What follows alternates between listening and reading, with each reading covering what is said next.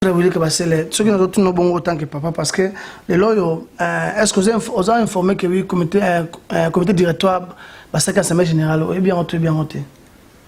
Quand nous on parle nous qui on va se quoi. Nous nous bien quoi, on a quand même monté. Tu veux voir maman tu vois qui on monté. Bien monté. Mais écoute, na habité, juste à Namboko. Oui, je suis membre d'une communauté, Namboko, nous sommes membres de la communauté. Ceux qui n'ont pas boy, papa la communauté existait, il y a une communauté. Parce que nous sommes vendus, ils sont dans un étranger, ils sont toujours en communauté.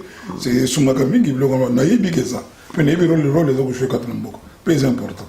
Gabriel est membre de la communauté. Voilà. Apôtre Kabassé, ceux nous avons à la déclaration officielle à tout le monde. Par exemple, apôtre Kabassé, autant que papa, expérience, ma sagesse, l'intelligence, on dirait, babi comme ici. Nous, on est devant tout le monde qui est aux allées, mais présence dans la communauté, pour ça, pour ça, une expérience depuis le Mamboka. Parce que nous avons mon angoté. Et bandi, année où on a disposé pour nous aider au pasteur. On peut dire oui. Année où bien mascotte peut être mascotte. On a disposé pour nous aider tout simba musala. On a disposé. Batu vous aussi par rapport à Kabasele. Tu vas créer intérêt le corona. Et c'est le côté politisé, le côté tribalisé, et c'est le pour tout le monde. Notamment la communauté, il se sent à l'aise. Vous comprenez? Jésus a commencé à former, à réussir ça, le ministère avec les membres de sa communauté. Tu vois? La communauté des gens de Galilée. L'affaire a commencé avec les gens de Galilée, après il quand la mission tu es dans la communauté. Quand tu viens ici, je me retrouve dans une... C'est la communauté congolaise ou bien l'Ingalafor qui m'a accueilli dans ce pays. Oui, très bien. Donc, nous sommes membres de la communauté. Départ, quand nous vivons dans une communauté africaine congolaise, ou bien angolaise, ou tout ce que vous voulez. Tu vois? Maintenant, les gens qui ont eu...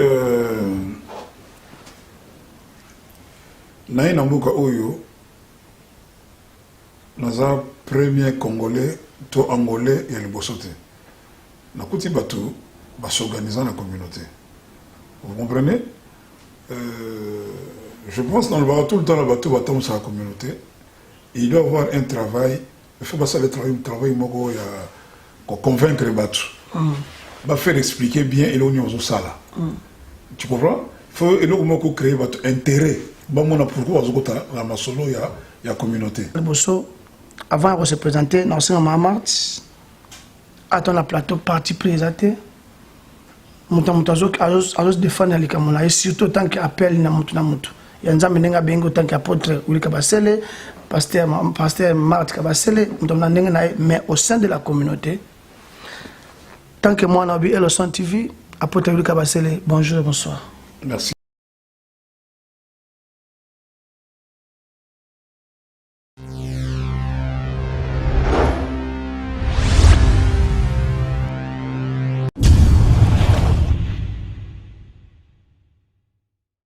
Bonjour et bonsoir, fidèles internautes, Elson TV en direct.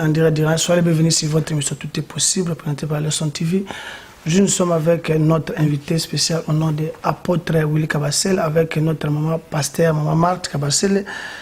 Bandi beaucoup melenga ici, maman apôtre Willy Kabasele, il y a aussi l'essentiel dans le coin de Kutana et dans Soranaye. Avant, il y a repris parole, j'ai dit merci, Nanzamba Pesa Yonanga souffert de vie tout Kutana Lelo. Tout le monde a bimaka, tout le monde a bimaka, moi je mais tout le cas essentiel sur notre émission éducative, comment la liberté de notre papa aime les apôtres, cela veut dire tout le monde est-ce que c'est important, il y a routine de la communauté qui s'intéresse dans Nzambe, ou bien c'est important, il y a s'intéresser dans Nzambe qui la communauté, tout le cas tout soit autant que aza doué na kati masolo nzambe aza doué na kati mamba communauté ba na komona bisoti lelo to me ko swana ye parce que mituna na bino yangolo na tuna le apôtre Willy Kabasele mituna bino yangolo tuna le mama Marthe on a osenga liboso avant de se présenter na osenga mama Marthe attend la plateau parti présenté mutazo azos défendre les Camerounais surtout tant qu'appel na mutu ya nzambe nenga bengo tant qu'apôtre Willy Kabasele pasteur Marthe Kabasele, mais au sein de la communauté. Tant que moi, Nabi et le Son TV, apôtre Willy Kabasele, bonjour et bonsoir. Merci, bonjour et bonsoir. Papa Kalama Batembele to monité Ozaka ou bien na kacha communauté de Ozami Libanda. Non, vie à bateau, ils ont monté et descente.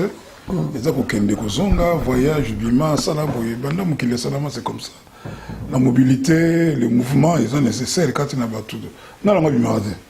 Nous sommes tant que nous avons bima, kende ke pai, ato ki voyage en sécurité. Rôle bateau que quand il y a un diplôme, il y a un Cork, il y a un Londres, il y a un pays, il y a un bima kanande nanga. Nanga ya musale do senga, musale nanga ya nzambe, et ça nanga pe ya personnel ya kule sabana, il faut na responsable. Donc comme il est normal, mais naza régulier nanga kunanga. Peut-être na mingi na médiaté, na baga mingi té, je suis à la maison, je dirige ma maison, j'ai le contrôle de tout. Voilà. Maman Marty, bonjour et bonsoir. Bonjour, bonsoir. Yo na yebi bato mona kayo. Ça ba séminaire, ba jour à retraite, na ba maman. Et pour maman so binga na téléphone te faut kanga na église. Bonne santé mon moto. Santé, ils ont malin par la grâce du Seigneur. Et le maman bato ba otala yo. Tout ka pa maman ta tema zo te sur parole de Dieu, message nzambe. Ba maman ta zo mona azalaka ou bien azalaka te ou bien en cas de problème à mon maman, qu'est-ce qu'il y a aussi? Qu'est-ce qui manque dans la présence au sein de la communauté? Non, naza nangai, nazali nakenda gesika oyo peut-être bazana posa nanga na ki. So pe na yebi keza peut-être likamboza ndeti matanga. Par exemple na po obi likambo ya communauté. Matanga so na yebi matanga wana ke na yoki yango ezali en tout cas na komaka. Naza nangai. Zana. Apote ulika basele. Oui. Otake na papa liboso.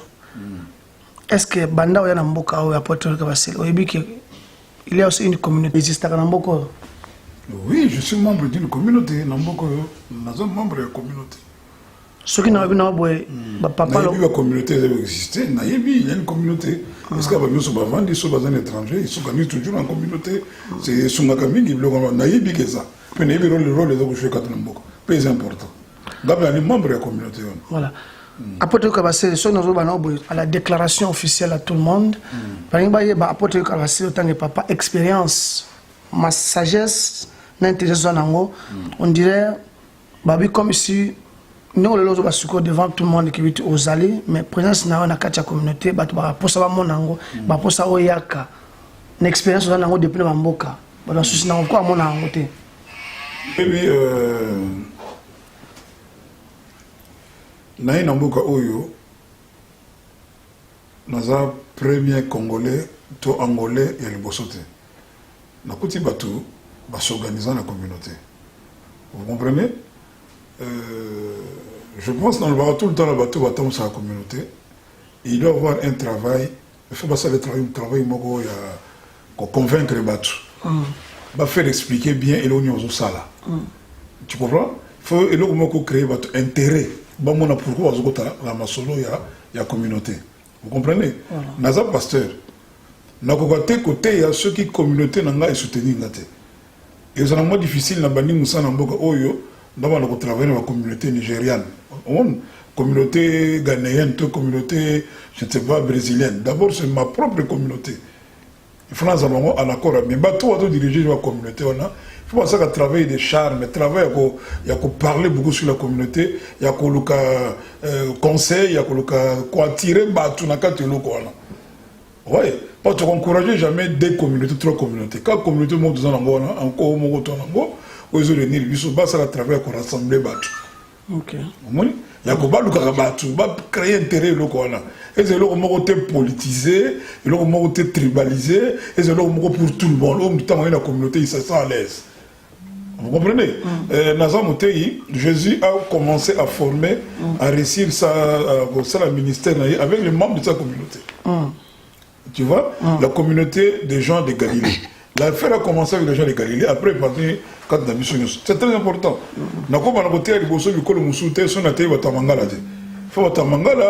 Qui dit Mangala, c'est dit qu'on voit l'Angola, ou bien les deux Congo, et Zoleka. Mais ça, j'ai Goleka. Donc je ne peux pas négliger la communauté, je m'intéresse à la vie des communautés. Peut-être qu'il y a trop de visibilité. C'est tout le monde dépendant. Oui, d'abord, on s'est forcé de tenir la makasi.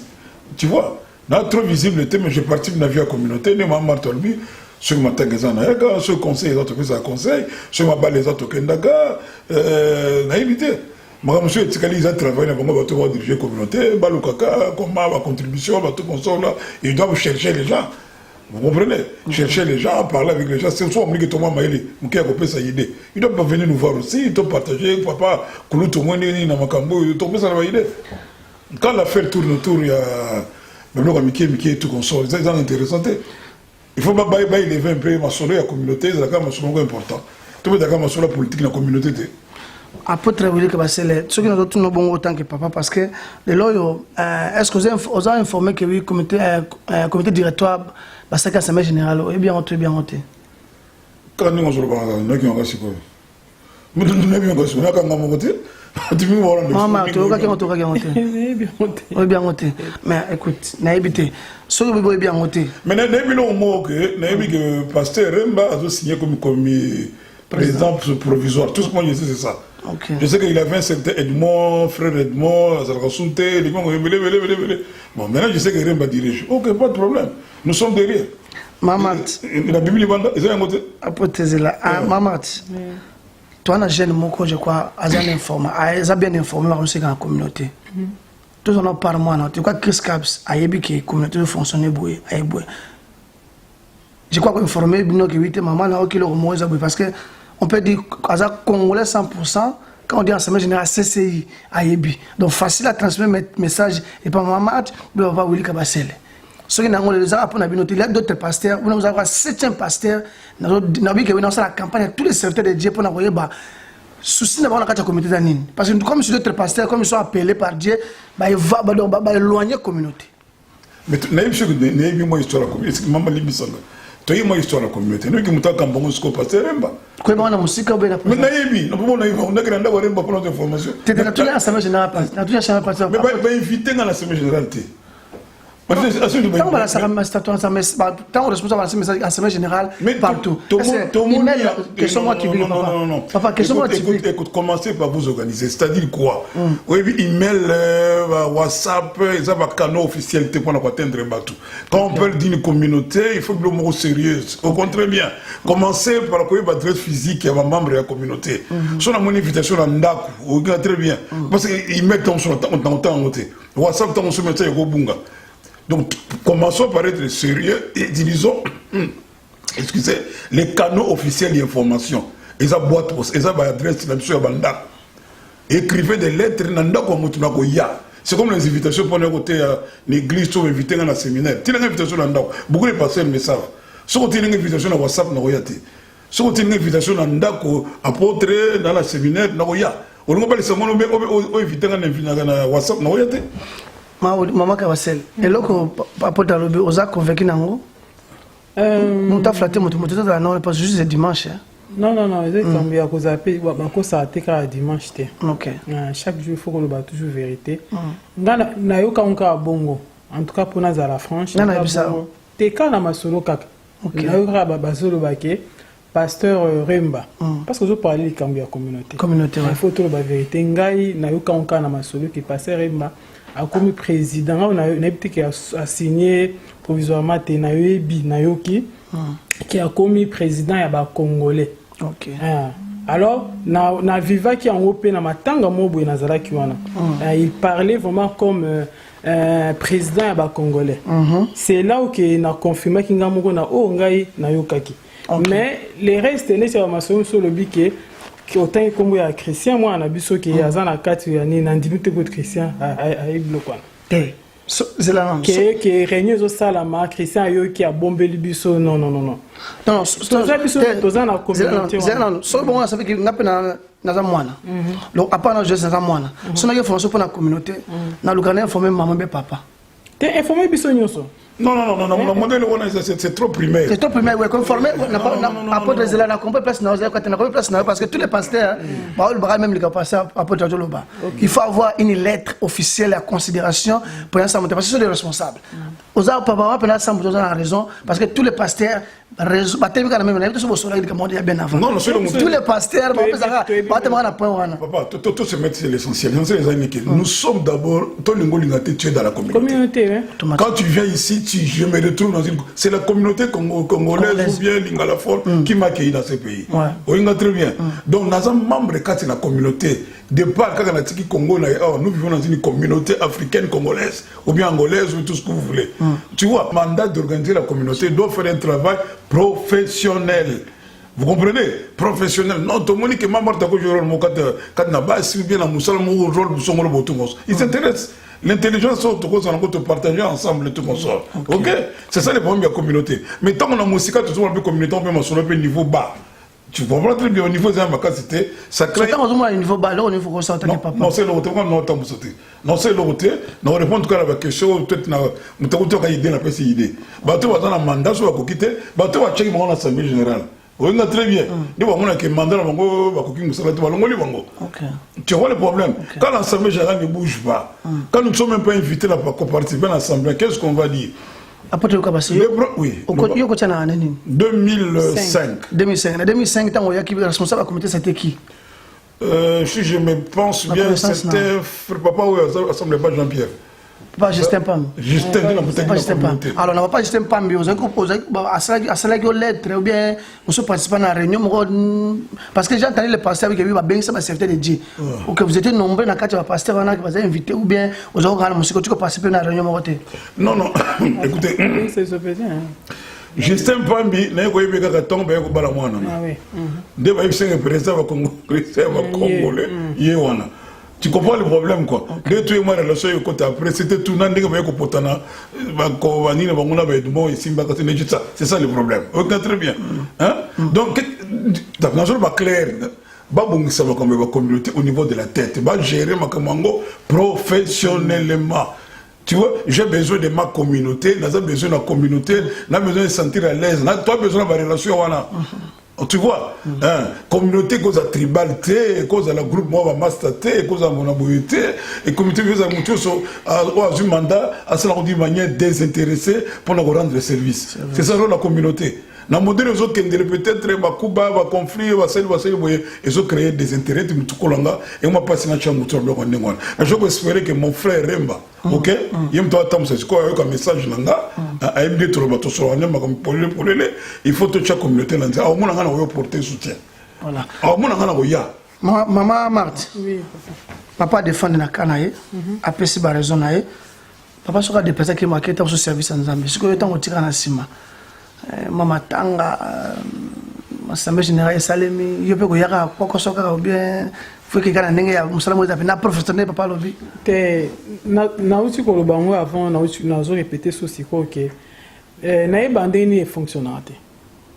En tout cas na ebandeni fonctionnalité na biso ngana yoka carbon que pasteur aza président yaba congolais na yoka carbongo après na ke matanga mobo ndoko mobo akufaki na moni ndenge azalaki koloba na matanga nde nazwaki confirmation que oui o nayokaki yango nde na moni mais ndenge elekanaka nga nayebi ndenge elekanaka te matanga bapesaka moto invitation te nayebi ke ndeko soki nayoki mpe ndeko bakufi ata nayebi kutu ndeko yango te mwana koti na mutuka na ke e apôtre azala te na bengi ye matanga moko ezali awa ndeko moko mo naye boye na boye nazokende ok kende nakei donc c'est ça donc na matanga apôtre Willy Kabasele, Maman Marthe Kabasele Bazalaka, mais la communauté est un critère ébélé. Alors, non, nous sommes déjà dans la communauté. Nous sommes dans la communauté. Mais la communauté, il est des bateaux communauté. Communauté, c'est le côté bien association lucrative. Donc, on organise des bateaux, il faut hors de mots la communauté. Bateau se sentir que vraiment que mouton, communauté, ça va tout batango, batangité, bazabo, tout le monde, nous sommes dans la communauté. Oui, toi, tu as besoin. d'une manière, toi, on a besoin de relation, toi, tu as besoin de banaka, le lobbying, c'est que pendant les moments où tu es on a lié encore battu, on a lié encore balando, qu'on a volé 50 follow, donc c'est comme ça la communauté, ils ont renforcé Bissot, ils ont bien. Et puis en tant que pasteur, on a encore besoin. Parce que au milieu de la communauté que je vais prêcher, je vais commencer dans le salon de Nzambe. Tout est la communauté. Mais votre Kambra, la reine Bazu, a été encouragé, mascotte à Imakambango, je lui souhaite bonne chance. Soit besoin d'un conseil, nous sommes prêts à partager avec des naïs. À réussir le mandat, réussir une mission naïs. Par rapport à nous, les gars, les bossos, cette fois-ci, nous souhaitons que ça marche bien. Est-ce qu'il y a des idées qui sont invitées à nous? Il y a. Okinga na moi c'est dans tout le pays il est partagé pour te vivre dès le bâtiment ça va association donc on va dire que non polinyango to eminde krane bon to te mengai po bi ke to sa te ke to ko to ngai personnellement na ibdenge ni fonctionnate club na ngene za la raté supini na ebi en tout cas na yo ka passer mais ko ngai se plenga le quoi passer remba suko comme président peut-être que za ndenge mususu mais non moi on a suite té mais pas ndenge le kana raté abandi masolo calamité e bandi ane oyo ngapi na solo ba na solo na za disposer pour la ko aider passer on peut dire oui ane ba yo tala ngapi yo binga bien masolo to peta ka mascotte na za disposer pour la ko aider yo to simba musala on disposer bato ko senga o ba ko senga o ka voya par rapport à le ka basele bon mona ka mingi kaka na ba moi vidéo soki na share ngo na partager maman ta hote ya moment apôtre mais moi que ta hote apôtre azate bon na éviter donc akenda service maman Nzambe apôtre le ka basele communauté le loyo na te soza informer nango eloko nini eza ki ba pasteur bozo sala na effort nini parce que pour la progression de la communauté ça veut dire la jeunesse nous avons information aujourd'hui bato mo remarquer que oui na bandimi na ba surtout la jeunesse qu'on ne côté trop au moment que les responsables azali comme papa aussi les secrétaires de Dieu il faut peut-être beaucoup aider biso na ba jeune que un jour tout tigana parce que na comprendre monsieur que on a pas tout à l'heure monsieur abana comme pasteur il s'en fout de ma communauté il y a personne qui répond que vous allez poster na ngoze la kabo donc ça veut dire que ngapena mama etala ngate au la na vidéo parce que na ça jusqu'à ça na clôture à 15 pasteurs tout la compétence ya mutu na mutu na souci à la communauté et on a tout un apôtre lui capacité le temps que papa la jeunesse kulone koti ba bangi ba masanga moyibi ba tracasserie et comme partout et là on a un apôtre lui capacité à reporter comme idée ou solution même conseil de mes parents voisins na ba jeune na katanda oui non mais ça on veut nous comme mutu pas comme pasteur, nous voyons après comme pasteur. Comme papa. Comme papa, responsabilité, il y a des combien de bons parents. Au coach a charge dans l'église, charge même dans l'état, sur les gens pour instabilité, dans le couple, tout, il y a un rôle dans le côté. Beaucoup de gens d'abord dans le Mobutu, dans manifeste, on a un père, ça n'a pas dit, Baloba. Famille, ils ont dit c'est les bases, l'éducation et la nation. La nation commence dans la maison. Vous voyez le problème? Ceux qui vont aucune école, pendant qu'on soit instruction, pendant qu'on soit maïele. Ce n'est qu'après que peut-être tu es une église, pour l'église, après son encadrement spirituel, pour battre le contact dans le continent, dans Nzambe. L'église a joué un rôle l'union soit la tête. Les parents vont démissionner en rôle, les parents vont maman. Moni école les lopé à quoi démissionner, tu m'as dit inscription ils ont ma bébé ils ont appelé l'école, ma famille il y a ma bébé ils ont appelé l'école tout comme ça on a la bande on va tu vois église beaucoup s'appeler mon combat mieux sur la tête. On a zongi na naïf sur notre trois rôles en tant que parent, en tant que citoyen éducateur, puis en tant que père spirituel tout mon cambier à battre. Vous voyez le problème quoi. Donc famille a un rôle à jouer, papa ndako ce que tu dis, sur mon aboy kotanga. Les affaires des parents n'a évité, école pas un rôle à jouer, société, et puis bisopé l'église, ce qui peut être mutadi ko sambel. Et on va dire que presque mutango à Munginzela, presque église jour na moté. Pour mutoba encadrer, il faut d'abord ndi mabeko sambel. Soit ko sambel na ito ko forcer na makasité. Donc ko funda mutu place wana te. Et puis mutu paye moko pe. Tu vois, moi, la vie, je suis tout 15 ans, tu as 17 ans. pourquoi tu me l'as dit hein? Pourquoi tu sais pas mon abonné? Poto, bala mille le baillé, va responsable comme na bango. Un enfant déjà qui a 20 ans qui ne comprend pas sans sa vie, au bout ça fout pas là. Et puis c'est tant bonne que l'autre tout qui est à volo, ils ont quoi hein? Donc mutu azo porter responsabilité, grande responsabilité. Écoute dans la bande na école na société, pe na mutu yemoko. Les gens qui ont peut ça faute na pasteur, qu'est-ce que l'église vont faire? Tout dans l'église combien de temps? Toya au culte avec yao, ça prend 2 heures de temps. Le reste du temps tout ça on a biso. Donc on n'a pas famille ce que il faut pas parler moi je vais mon pays c'est tout. Maman, autant que maman, ne loko na lobisi la jeunesse. Pesa non idée na yo autant que maman, et là on iro de bossa na kati ndako. Et non ma pasteur mais autant que maman na kati ndako. Il faut ni maman ko sala pour l'éducation de base ya parents. Ya bana na kati ndako. Merci pour la parole. Ngana ko lo baboye.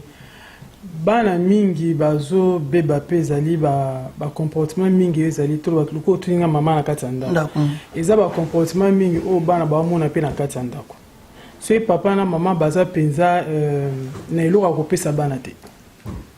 Papa par exemple baza eloko ya kopesa bana te. Eza papa musu baza. Baza na mote?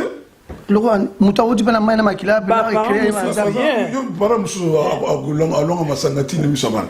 Abe tango se na miso bana. Na miso na kana ndako moko kaka na bombi. Na boyo baka na buna kaka ndako moko na poto. Hein? Na koti na ndako mama zo finga tata la mutu. Na miso bana. O seki mais oh na se ko me ko bana total mutu. O ba chef de poule. OK. Tala mutu mais ba l'église.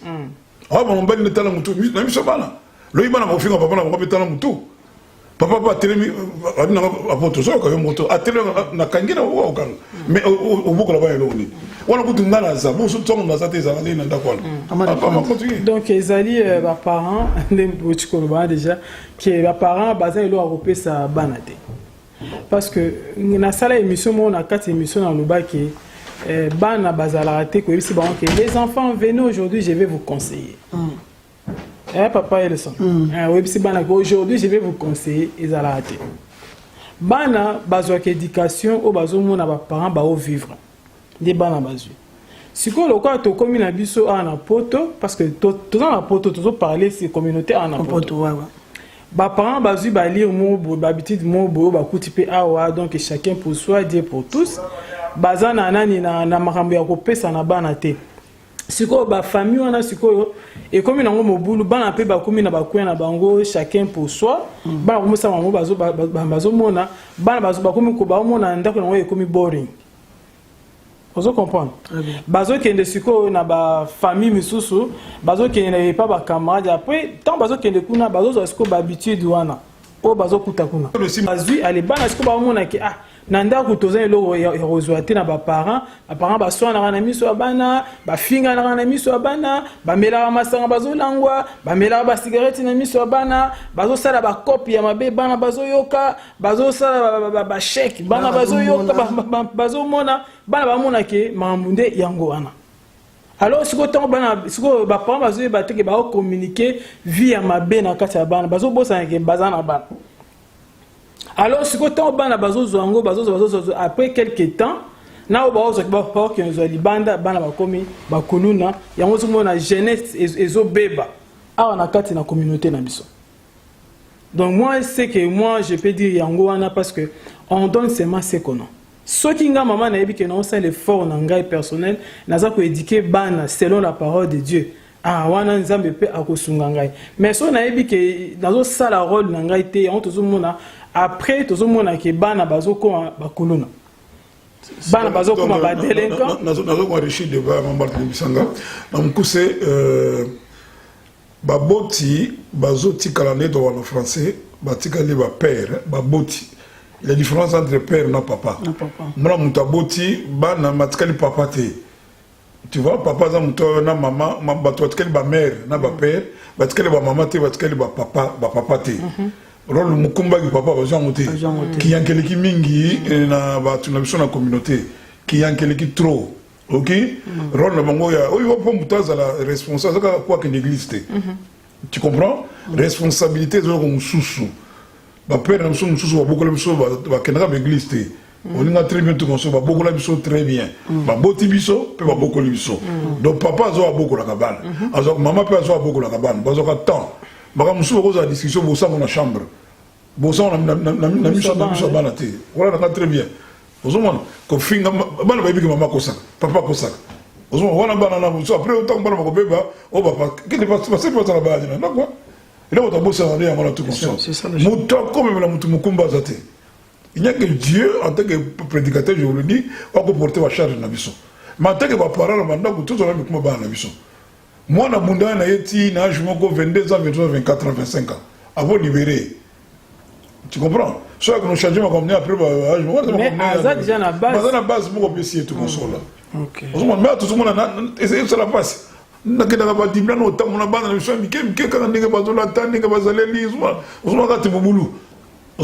bana nous sommes encore parce que ne comprend pas vie c'est bébé. Je m'excuse beaucoup. Conseil bien on soutient pour comme ça. Donc en tout, ça veut dire base, il y a un cerveau moteur. Mais base cerveau moteur. Base il faut pas parents arriver à repérer ça ban quelque chose. Donc, ce que moi, on a eu à échouer, je crois, 20 ans, 17 ans, 22 ans. En quelque part, 80% d'échecs qui ont été dans le DAC. Tu vois, papa, c'est qu'il a tenté. Papa, c'est qu'il a 5 cailloux. Asala. Pas un bon morceau en voiture. Papa, ça va bangayer. On a carré. Agenekin, pas une balle. Non, on a vraiment belé.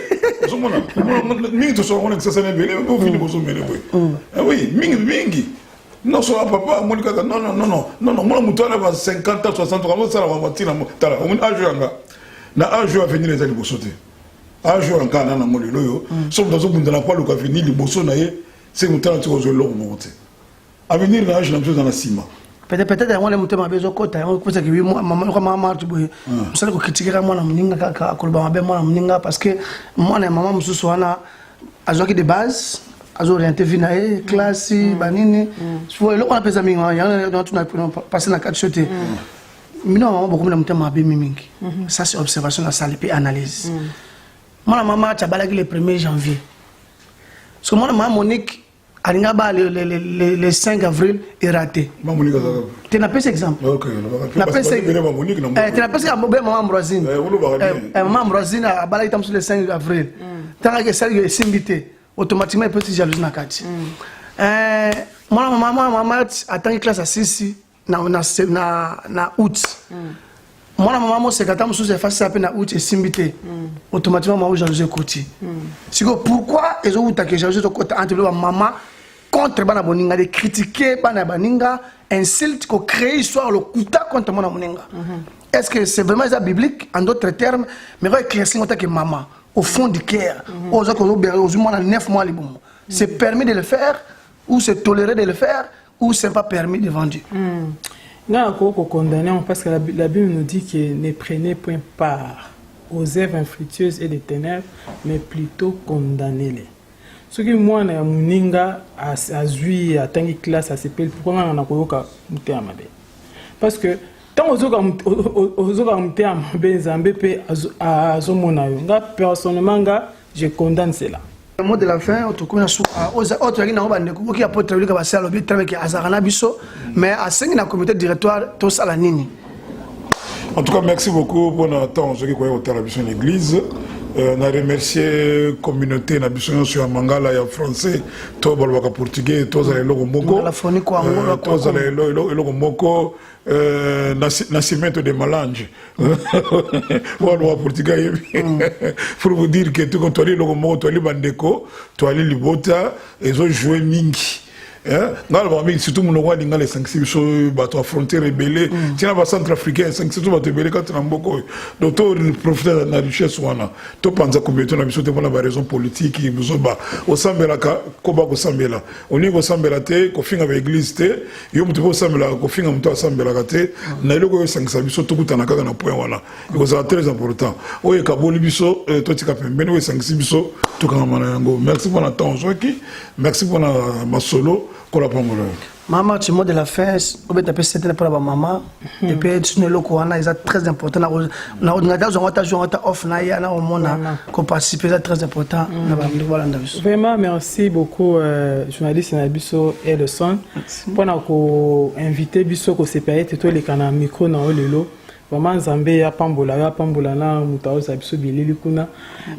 To se paye liming, et là, on a relobaka qui moni ata ba français ba que l'union fait la force alors que communauté to senga que tous à la vraiment ini tous à libanda ya communauté té ils ont monsieur les carèmes tout tous comprendre tendeng ni ezali vraiment tous to uti na communauté to ko négliger communauté té tous ali na kati na yango po to za na kati ya communauté to za communauté alors to ko sepela vraiment que tous à la ini po tous à la makasi pour tous na libanda ya mboka toyebi te ndenge eloko ni ekosala malobi tango moto epelaka na ndako ya mutu voisin de mutu ayaka liboso aya kotia koboma moto kobenga ndeko na Afrique te na mboka no teke mpoke tozala makasi nauti nalingi nabeta société mpona mesabone messagère de la bonne nouvelle eza penza pona tia na yo mama okozwa libaku po olanda biso vraiment eza malamu peut-être na otinda ba image pa ya journaliste na biso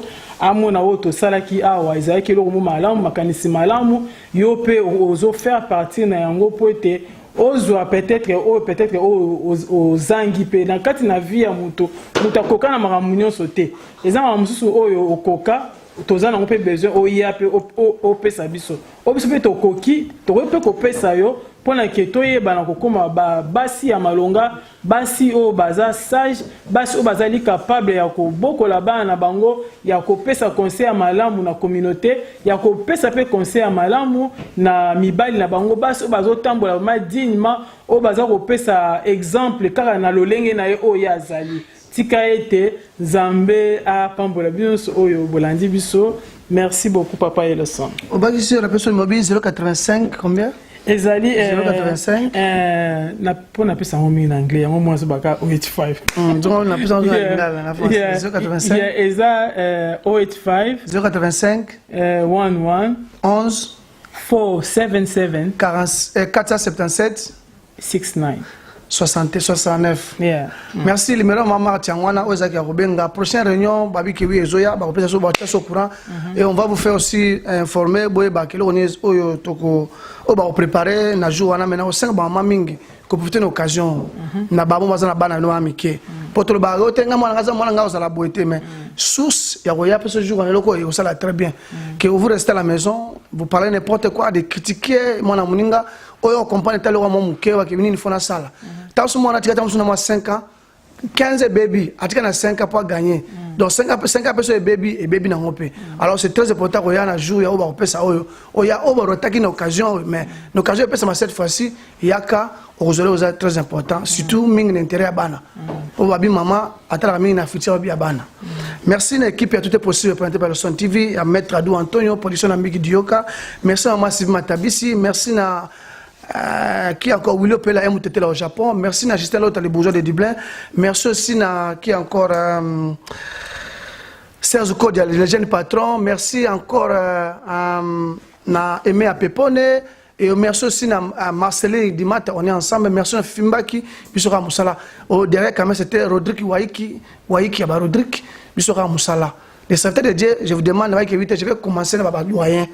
Talon a coûté un apôtre Kabassel avec maman Marthe Kabassel, le pasteur aussi. Bon, on a la porte sur la table, la communauté, une photo sale. Bozo camarade a même mot. N'habite sur Bozo, on a habité. Même pasteur, apôtre, en même temps doyen, en même temps papa, arbitre, toujours lettre officielle. Alors moi, je m'adresse à la comité directoire. C'est très important de faire une lettre officielle. Il y a invité les responsables pour nous les locaux. Parce que ceux qui ont la musique, en d'autres termes, parce que on peut faire la masse. Ce qui est très important. Nous avons la communauté congolaise des alliés. Les familles angolaises payées, mais on a toujours pour sa progression, pour le développement de la communauté. N'oubliez pas, les numéros à 085 pour nous écouter un jour. Merci Nabino, s'abonnez-vous gratuitement, massivement aussi, na Elson TV Info, na Elson TV Actualité Info, Bisoka Moussala. Tout un nombre de sima, tu bêtis ma sommet Adou Antonio, ou le bini mettre ça ma bana, cavan salon Shekina, Bisoka Moussala, tout un nombre de sima. Ciao, ciao.